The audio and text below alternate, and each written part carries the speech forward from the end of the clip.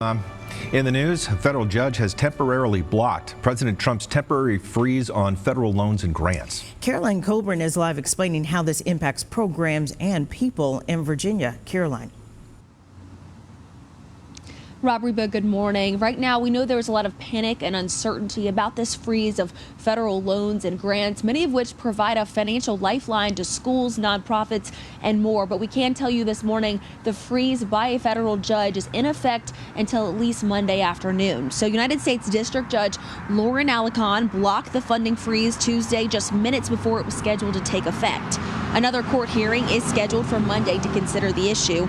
President Trump and his administration say they plan to conduct an across-the-board ideological review to uproot progressive initiatives, and that this decision to halt loans and grants was necessary to ensure that spending complies with Trump's executive orders. But we're also hearing from Democrats this morning who question whether this executive order is constitutional and warn of the impact it could have on organizations that help so many.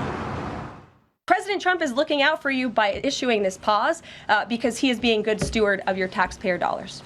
We've already heard from, battered women's shelters who are saying they can't operate if they don't have their federal funds. We've heard from road builders who say they got to lay off their workers. We've heard from universities who said, we may not be able to continue to do research.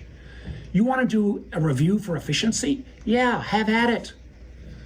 But this is just going to cause chaos.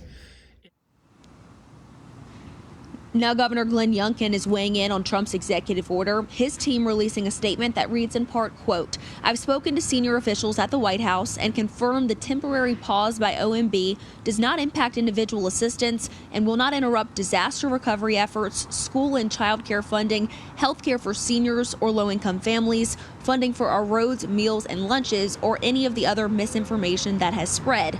The partisan stunt to disseminate knowingly misleading information is dangerous fear-mongering and completely wrong." Now, this block for federal loans and grants also comes at the same time that President Donald Trump is issuing a buyout for all federal workers who choose to leave their jobs.